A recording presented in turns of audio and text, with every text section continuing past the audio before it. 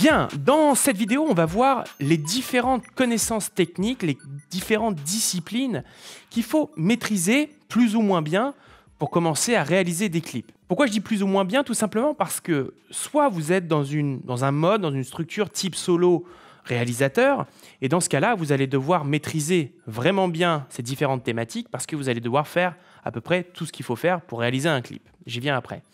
Soit vous devez les maîtriser de façon globale pour pouvoir choisir ensuite les prestataires qui vont réaliser ces actions. Ces différentes disciplines, ce sont le tournage, savoir tourner, maîtriser sa caméra, maîtriser les réglages de sa caméra pour avoir tel ou tel type d'image, tel ou tel type de qualité d'image. Donc, savoir tourner, connaître les mouvements de caméra, savoir faire un travelling, savoir utiliser un steadicam, toutes ces choses-là. Savoir tourner un clip. Notre thématique, c'est le lighting. Savoir maîtriser la lumière pour obtenir une image d'une certaine qualité ou d'un certain style, connaître les différentes lumières à utiliser, connaître l'impact d'un réflecteur ou d'un diffuseur sur la beauté de l'image, et puis savoir faire ses propres setups, c'est-à-dire si vous utilisez des machines à fumer, savoir illuminer une fumée pour avoir vraiment, par exemple, un beau background, des choses comme ça. D'accord? Donc savoir maîtriser le tournage, savoir maîtriser la lumière. Savoir aussi, potentiellement, savoir maîtriser le tournage sur fond vert pour pouvoir faire de l'incrustation en arrière-plan. Donc, c'est tout un ensemble de thématiques situées plutôt au niveau du tournage, au niveau de la production on-set. Vous avez aussi un certain nombre de connaissances sur la post-production, typiquement le montage, savoir monter un clip. Si vous n'avez personne pour monter un clip, il faut savoir le faire. Donc, monter un clip, savoir faire du compositing, savoir faire du color grading. Donc ça, c'est l'ensemble des thématiques globales qu'il faut maîtriser pour pouvoir produire un clip par soi-même, tout au moins savoir le maîtriser un minimum pour pouvoir le déléguer. Si vous ne savez pas comment on monte ou les possibilités du montage, vous ne pouvez pas choisir la bonne personne pour le faire parce que vous ne savez pas grosso modo ce qu'on peut faire. D'accord? Toutes ces thématiques, on va les voir dans différentes formations sur Video Clip Makers. Donc pas de panique, on va y venir, ce n'est pas un problème. Sachez surtout qu'il faut avoir ces bases de connaissances pour réaliser un clip ou sous-traiter la réalisation d'un clip. Il y a un certain nombre de notions, notamment en ce qui concerne les mouvements de caméra, les angles de vue et les valeurs de plan qu'il faut dorénavant avoir. Donc on va les voir aujourd'hui.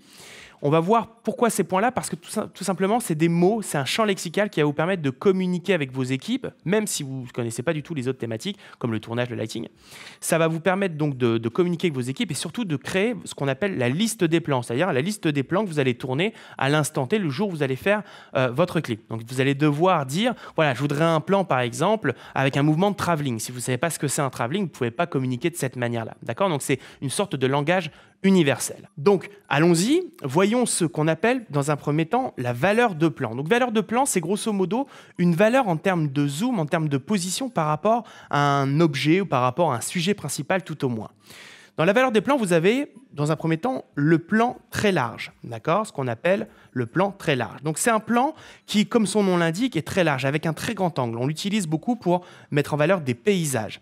Dans l'image que vous voyez qu'on voit beaucoup de paysages autour et on a très peu de focus, en fait, sur le sujet principal qui est là, est un humain. Vous avez ensuite le plan large. Le plan large est un plan plus rapproché où on voit moins de paysages, mais on voit plus de personnages, on voit plus de sujets principaux. Vous avez ce qu'on appelle le plan moyen. Le plan moyen, c'est grosso modo de la tête aux pieds. On doit prendre l'objet dans son entièreté, de la tête aux pieds si c'est un humain. Vous avez le plan moyen serré, où là, dans le cas d'un humain, on va venir prendre jusqu'à peu près au milieu des tibias. Donc, ça permet d'avoir une bonne vue du sujet sans pour autant l'avoir jusqu'aux pieds. Vous avez ensuite ce qu'on appelle le plan américain. Pourquoi plan américain? Parce qu'à l'époque, quand on tournait des westerns, les cow-boys avaient donc des armes, des pistolets à gauche et à droite de leur poche, et on pouvait même voir et les mains et les pistolets si on prenait une vue coupée à peu près juste en dessous, on va dire juste au-dessus du genou, quoi, en bas des cuisses. D'accord? Donc ça, c'est ce qu'on appelle le plan américain. Vous avez ensuite le plan rapproché taille, qui est un plan davantage rapproché et qu'on coupe au niveau de la taille. Puis le plan rapproché poitrine, qu'on coupe, comme son nom l'indique, à la poitrine. Pour enfin finir par le gros plan, qui est un plan très rapproché d'un objet sans pour autant aller dans l'excès sur le fait de montrer un détail. Et puis enfin, vous avez le très gros plan où on montre un détail précis d'un objet ou en l'occurrence d'un humain. Là, en l'occurrence, on verrait les yeux, ce qui permet d'avoir quelque chose de plus dramatique, de voir plus d'émotion dans le regard de l'humain. Voilà pour la valeur des plans. Ensuite, vous avez des notions d'angle de vue. Donc, vous avez trois types d'angle de vue. Soit l'angle de vue directement face à la caméra, d'accord, à hauteur de caméra. Soit vous avez ce qu'on appelle la plongée. Donc la plongée, c'est une vue qui est légèrement de dessus au-dessus du sujet principal. Vous avez la caméra qui plonge dessus, donc on écrase un petit peu le sujet. Soit vous avez son inverse, la contre-plongée, d'accord? Donc c'est juste en dessous du personnage où on voit que le personnage paraît très grand.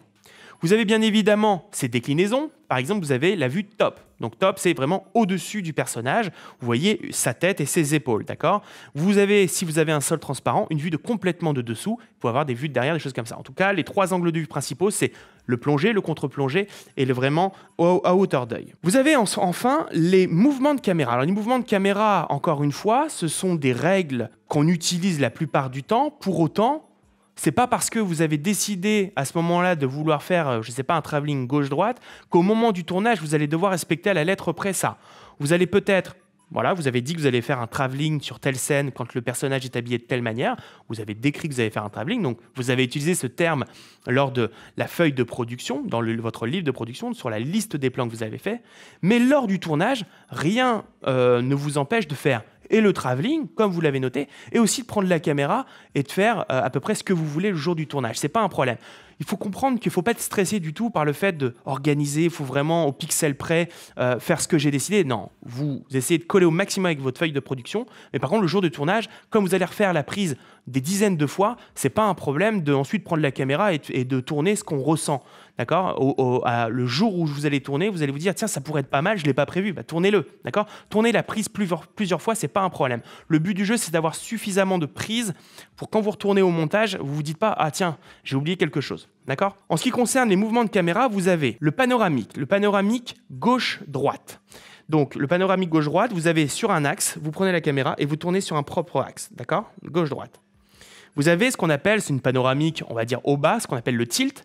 Le tilt, c'est pareil, sur un axe, sur cet axe-là, vous avez la caméra qui va bouger de haut en bas, ou de bas en haut, bien sûr. Donc, comme ça, vous êtes sur un pied et vous faites pivoter la caméra sur son axe, gauche-droite. Vous avez aussi ce qu'on appelle le travelling. Donc, le travelling, c'est un mouvement de caméra, non pas sur un axe, mais par exemple, sur un rail, d'accord? On peut avoir un travelling gauche-droite ou droite-gauche qui va être fait, en règle générale, comme je vous l'ai dit, sur un rail, sur une espèce de petite barre glissante. Vous pourriez avoir fait ça sur des roulettes, ou alors vous mettre sur un fauteuil handicapé, par exemple, et qu'on vous pousse. Vous pourriez faire des travelling gauche-droite de cette manière-là.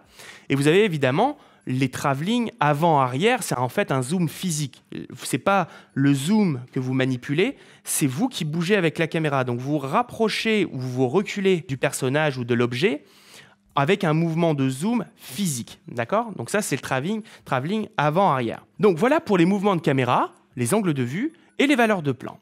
Ce qu'il faut savoir, c'est que lorsqu'on réalise un clip, on ne réalise pas forcément tout le temps un travelling parfait, une panoramique parfaite ou un tilt parfait. Souvent, on prend même la caméra, on shoot comme ça, puis on va de gauche à droite, de bas en haut, on fait un petit peu du freestyle, d'accord? Et ça ramène de la dynamique au plan, voilà. Mais moi, ce que je conseille toujours, c'est de préparer sa liste de plans avec un certain nombre de termes de cette manière, d'accord, des termes genre faites-nous un travelling, des choses comme ça, au moins se concentrer sur 5-10 plans parfaitement réalisés avec des magnifiques travelling, et le reste, de toute façon, une scène, vous allez la tourner plusieurs fois, c'est-à-dire que vous allez arriver, vous allez faire votre fameux travelling. Voilà, sur votre feuille, vous allez dire ça, c'est fait, c'est coché. Par contre, vous allez tourner ensuite, vous allez refaire la scène plusieurs fois et vous allez tourner plusieurs plans qui ne respectent pas du tout votre feuille de production. Parce que lorsque vous allez au montage, vous serez bien content d'avoir des plans qui finalement sonnent mieux qu'un travelling que vous aviez prévu.